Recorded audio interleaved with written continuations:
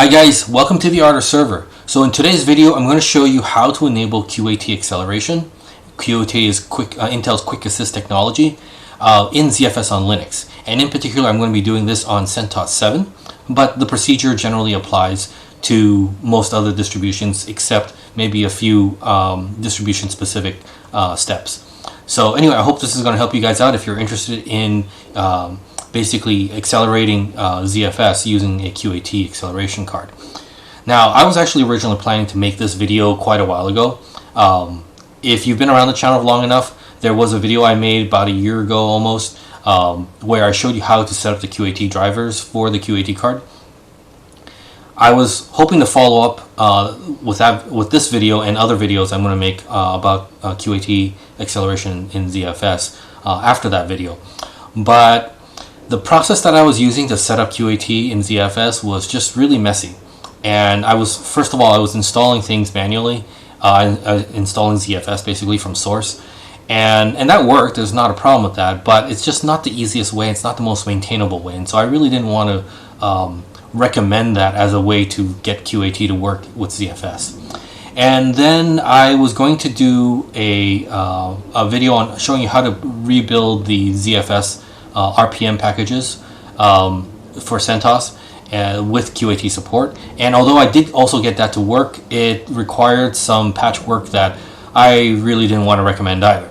And so anyway, I kind of shelved this idea for a while and recently kind of revisited and found a way that I felt was more appropriate, was more maintainable, and also just, in general, just an overall better method of enabling QAT support in ZFS.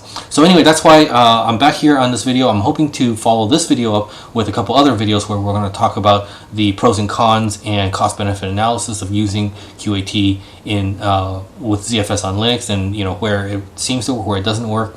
I also have a variety of different QAT cards. Today we're going to be using kind of the middle ground product, which is 8950, I believe. And I have some 8960s, 8970s, which are the higher end QAT products. We're going to do a comparison on whether those higher end products really make a difference when you're using it for ZFS. Okay, so anyway, those will be follow-on videos. I'm not going to do that today, but I just want to kind of give you a little preview of what to expect sometime in the future. I've got several different projects going on. I've got the R710 build, the R410 build. I've got a couple of videos I want to make on the Quanta servers that you guys have seen in the unboxings, and then I've got this as well. So I'm not sure which order these things will come. It just kind of depends on my schedule and what I can fit in. Just really busy these days, so whatever I can fit in, I will always try to make at least one video a week for you guys. So anyway, let's get right to it. So I am logged into my R720XD server, and this has that QAT card in it. So let me just first of all just show you that this is in fact the R720. So I'm going to run this command called inxi. This basically shows me the hardware configuration, and yeah, it's lots of information. It tells you like all the hard drives. You can see I've got 12 hard drives in here. I've got my IT mode H310 mini monolithic card in here that's driving those 12 hard drives. I've got a pair of E5 2648L V2s in this server, and it's only got 32 gigs of RAM, so not a lot, but that's usually enough for kind of a ZFS server. And as you can see here, this is in fact a PowerEdge R720XD. Alright, so next let me just show you that I have the QAT card installed here. So, that's one too many N's. QAT. Alright, so you'll see that I have this, it's labeled as a coprocessor card by Intel, and it is using the DH8955XCC series. So this is, I'll just tell you, it is a 8950 basically. This is kind of it's not the lowest end version of the QAT products. It's kind of like in the middle. And then there are, I think, two higher end products, the 8960 and 8970. And I think the lower end, I don't quite remember. I think it was like an 8925 or something like that. But anyway, so this is kind of middle of the ground. And by the way, if you after watching these videos, if you're interested in getting one of these, I will put these up in my store. So check the description. I don't know if they're ready for sale yet because I have to test all of them out. But if I have them ready for sale, just check the description of this video, and I'll leave a link in there to my store if you want to pick up a QAT card. All right. So anyway, you can see that I do have the QAT card installed, and I'm going to show you that I have ZFS installed on this. Sorry, it's list installed. Okay, so you can see that I have ZFS 0.8.4 installed on the system, and I'm using so on CentOS 7 there are 2 ways to install ZFS. Well, 3 ways, but I'm not talking. I'm going to exclude the install from source method basically. But if you're installing from a repository, there are 2 methods. One is the KMod, which is basically pre-compiled kernel modules for ZFS that are just in a package. You install it and you're ready to go. I'm using the DKMS method, where basically the source code is there, and every time you install a kernel, it automatically compiles the ZFS modules for you every time you install a new kernel. So that's what the DKMS is for. So anyway, you have to use the DKMS method. You can use the KMod method if you rebuild the packages, and that's kind of one of the things I did before, and I got it to work, but it required some patchwork. But then after thinking about it, I didn't really think that was a great way to do it anyway, because every time you update the kernel, you basically have to rebuild and all that stuff. And if you use the DKMS method, it'll automatically basically rebuild this for you. So I just felt like this was definitely the better way to go. So anyway, if you already have a CentOS server with ZFS, if you're using the KMod method, you need to uninstall all those things. If you're using the DKMS method, then you're kind of good to go, but you do need to remove the existing build, because we're going to rebuild ZFS with the QAT acceleration enabled. And so I'm going to show you how to do that today. But basically, if you are using the KMod method, just simply remove all the kernel modules for ZFS and just reinstall reinstall ZFS with the DKMS method, and just follow this guide. Okay, so you can see that I have those packages installed, and I'll also just kind of show you that DKMS. Let's see if I can type this right. Okay, so you can see that DKMS knows that I have version 0.8.4 installed on the existing kernel version, and yeah, the status is installed basically. Okay, now in addition to that, you have to have the QAT drivers installed and set up for the particular kernel version you're running. And I already did the video, like I mentioned earlier, I already did a video on that, and the procedure there still applies, although that was a kind of slightly older version than what I have right now. But basically the procedure is the same, you just use the newer version of the QAT drivers. So just to kind of show you, I have the QAT stuff installed in this directory called op/op/intel/QAT. You can put it anywhere you like. I find that I like it organized this particular way. You feel free to move it wherever, but just adjust the path accordingly in this video. Okay, so anyway, you can see that I do a listing there. You can see all the source code and other QAT driver stuff is there. I've already built it. If you need help building that driver and installing it for your kernel, go check out that other video I make. I'll leave a card in this part of the video to that video if you want to check it out. Okay, so I won't go into that too much more, but go ahead and just watch that video if you need help setting up the QAT driver. Now, one thing to note, if you're going to go off and just kind of figure it out on your own, make sure that you build QAT with the kernel API support. Okay, that is not on by default, and we need it because ZFS runs it within the kernel, and we're going to need that feature enabled. All right. So before we start, since this machine already has ZFS on it, and this may not have the QAT support, so I'm kind of simulating the situation where you don't have QAT support enabled yet and you want to enable it. And so the first thing we're going to do is we're going to have to uninstall ZFS and rebuild it with QAT support and then reinstall it. And so along those lines, it's probably the best to export all your Z pools, your ZFS pools first, and just kind of basically disable ZFS completely.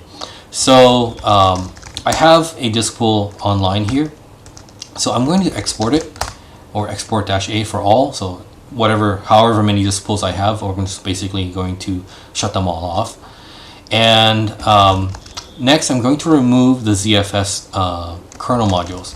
So if I do lsmod, which will list all the kernel modules that are running in memory, and I'll grep for ZFS, you can see that I've got several of them running. Sometimes you're going to have to, there's also a service called Z or ZFS Z. You probably have to stop that. So I'm going to stop that because that might be using some of the ZFS modules, and so you might not be able to unload ZFS completely. So at this point, I have the ZFS Z service shut down. I see that the kernel modules are still loaded, so I'm going to go ahead and do a RM mod, which will remove the modules. And at this point now, if I do a ls mod, you see that I have nothing. So I've completely unloaded all the ZFS modules that I had previously been running. Okay, so the next step is to uninstall the ZFS modules. So if you look at the kernel, I like to kind of look at things at the low level just for confirmation. So if you go to this directory, which is /lib/module/ the version of the kernel /extra, if you do a listing there, you'll see that all the ZFS related kernel modules are sitting here, and these were installed through DKMS. We need to remove these, right, because these do not have the QAT support. So in order to do that, we do DKMS uninstall -m for the module you want to uninstall, and this, which is ZFS, / the version of ZFS, which is 0.8.4. Alright, so this might take a few seconds here. I'll let it finish.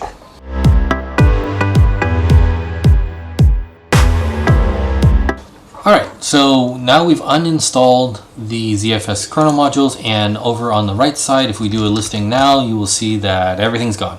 So that's just confirmation that we indeed got rid of the existing kernel modules for ZFS. Alright, so the next step here is to actually remove the build. Alright, so we've removed the kernel modules out of the kernel that we're running, but DKMS, because it dynamically builds those modules every time, it actually has a copy of the build that was installed that we just removed. And if we just do an install right now, it'll probably just copy those existing builds back into the kernel, and that's not what we want, because we want to actually rebuild the kernel modules with the QAT support. So let me just kind of show you where that is. So if we go into var lib DKMS, I believe ZFS, you will see that there is a directory called 0.8.4, and this is where the existing build resides, and if you do an install, it's just going to copy those files back into the kernel. So we're going to have to do a remove, and in order to do that, on the left side here, I'm going to do DKMS hold on, yeah, DKMS remove actually, ZFS / 0.8.4, which is the version of ZFS we want to remove.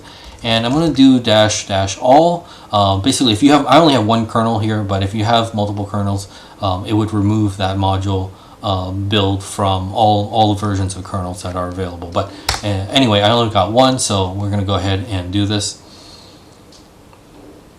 Alright, so that's done, and you'll see on the right side now, if I do a listing, that 0.8.4 directory is completely gone, so that previous build is now completely deleted and removed.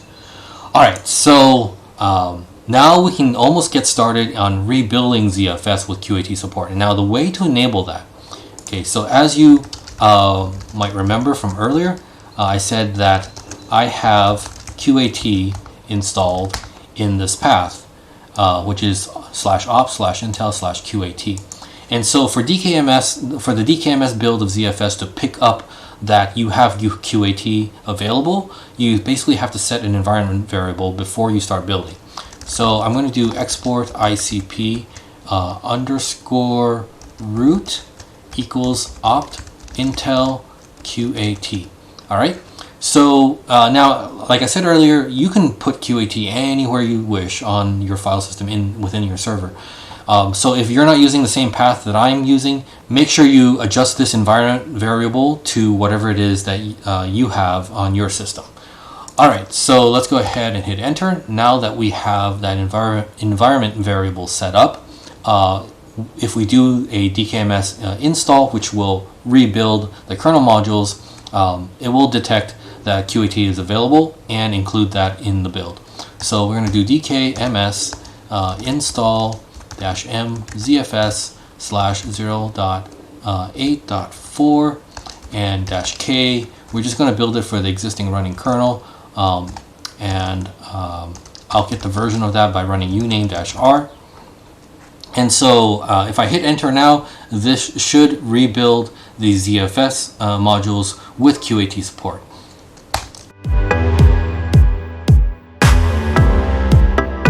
Alright, before I let this kind of continue running, I wanted to show you something here.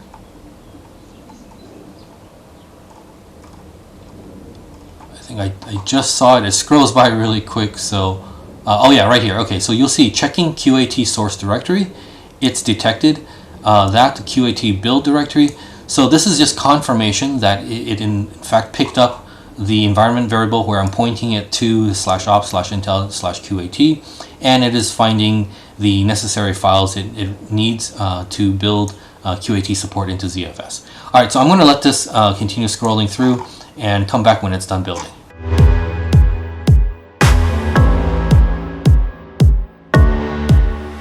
Alright, looks like it's done rebuilding ZFS and installing it. Let's go verify that. So I'm going to go into this directory, and remember we removed all the kernel modules previously installed, and now we have new kernel modules here, and these should have the QAT support built in, and I'll show you how to verify that though.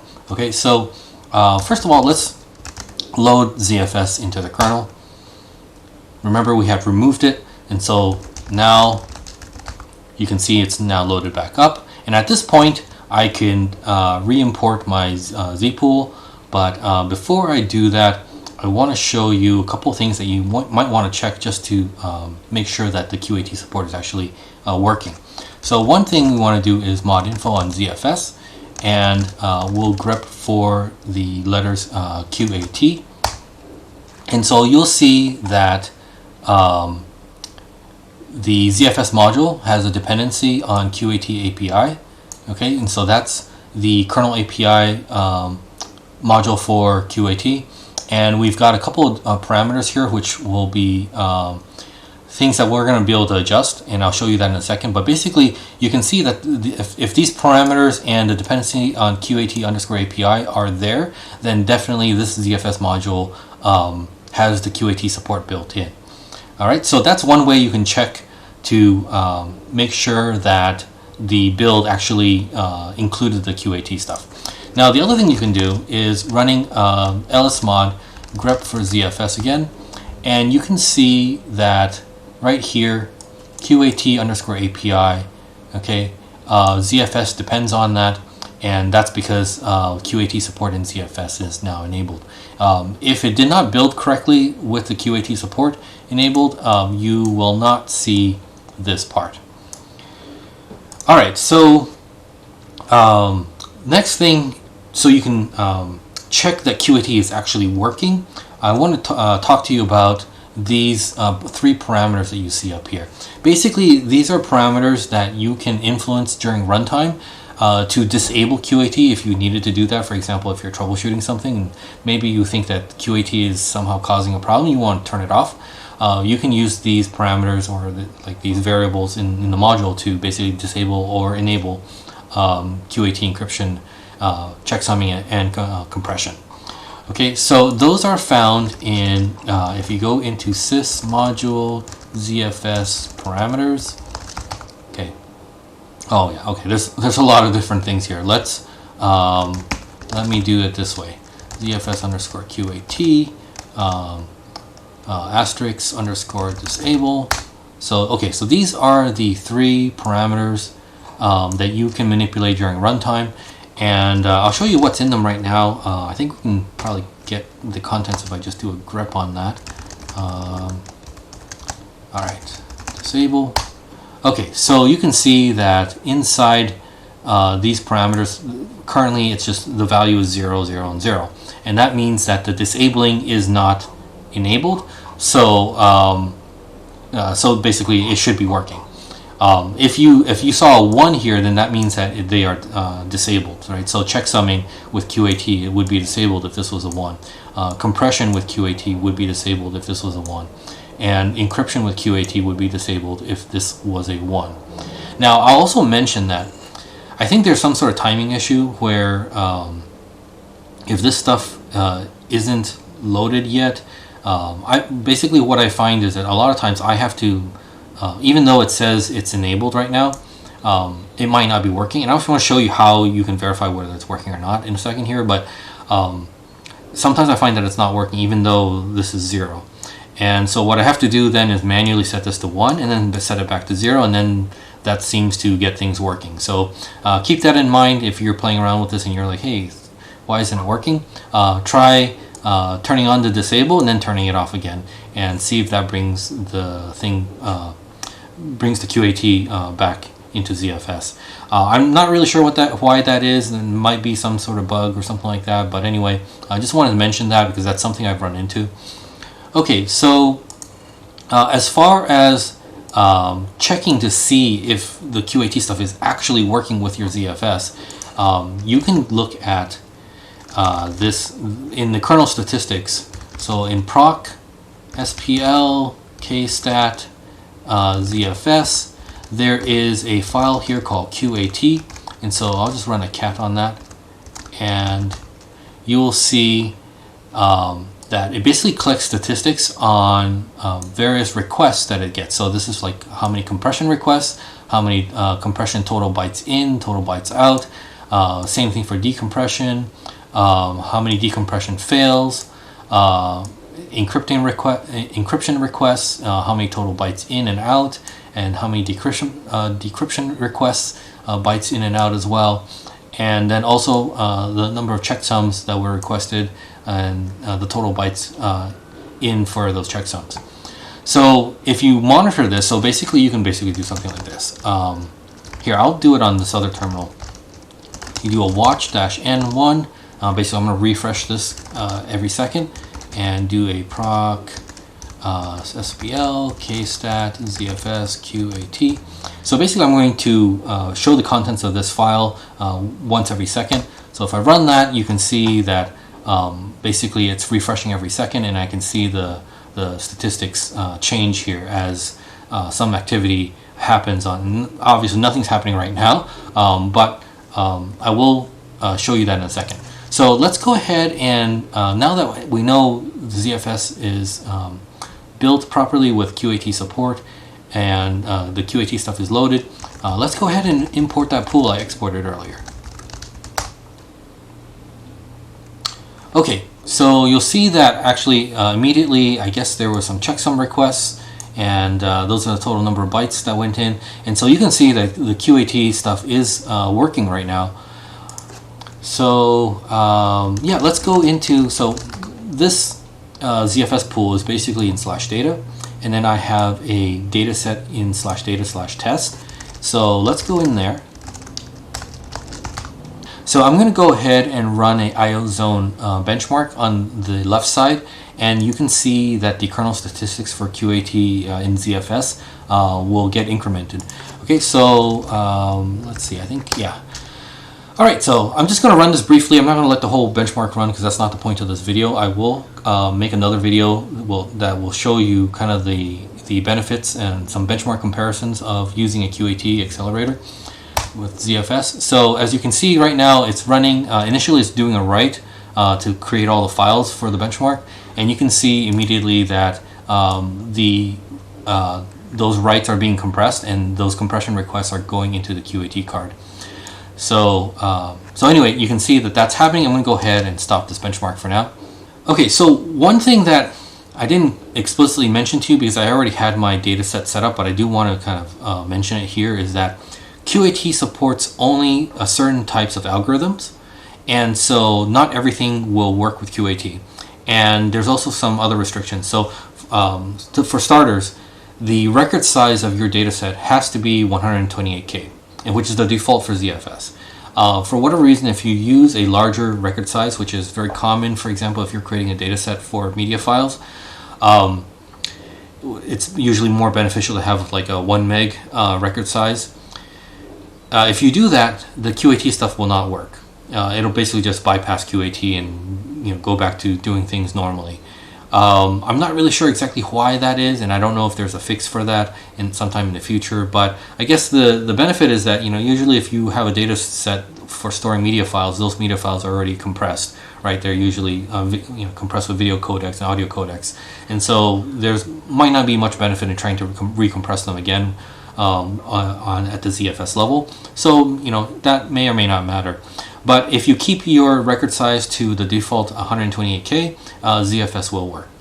Now the two other things is that the compression algorithm, QAT only supports gzip, and so you have to use the gzip compression algorithm in your data set for the QAT stuff to be able to assist you. And then finally, the checksums. The QAT card accelerates SHA-1, and so if you're not using the SHA-1 checksum, you're not going to benefit from using the QAT card. So just to kind of show you that is indeed the case here, I'm going to, so on this dataset /data/test, I'm going to get out all the parameters, and then I'll grep out the parameters that I just spoke about so you can kind of see this. So there's record size, and we're also going to look for compression and checksum. Okay, so you'll see that my record size for this is 128K, which is the default, and the checksum is SHA-256. Oh, sorry, I think I said SHA-1 earlier. I meant SHA-256. So this is the only supported algorithm for checksums with the QAT card, and compression is set to gzip. Okay, so a lot of people don't use gzip because it's a little bit more compute intensive, and it does put a little bit more overhead on your CPUs when you're using ZFS with that kind of compression. Usually it gets better compression ratio, but a lot of times people feel that the additional overhead, CPU overhead for doing gzip compression is not worth the slightly better compression ratio. But if you have a QAT card, that basically won't impact your CPU probably at all, maybe a little bit, but it'll mostly be done in the QAT card. So anyway, these are the settings that you're going to have to use if you want to use the QAT to assist your ZFS. Alright, so anyway, that's it guys for today's video. Like I said, I will follow up with some more videos regarding QAT and ZFS. I will run some benchmarks to show you guys kind of the pros and cons and the benefits of using a QAT versus where maybe it's not as beneficial. And then I'll also probably in a separate video compare how QAT performs with ZFS with different QAT products. So like I said, this is the 8950, I also have an 8960 and 8970, which are the higher end QAT cards, and we can do a comparison on those just to see if it's worth paying a little bit more to get some of the higher end QAT cards. Now the QAT cards are general accelerators. They support a lot of different functions, and ZFS is really only making use of a small subset of those, basically the checksumming algorithm and then the compression algorithm. And also, oh, by the way, it does support encryption as well. I didn't show you that here because I actually haven't tested that out much myself yet. So, but it does support ZFS encryption as well. So anyway, just wanted to show you guys how to get your ZFS with QAT support enabled.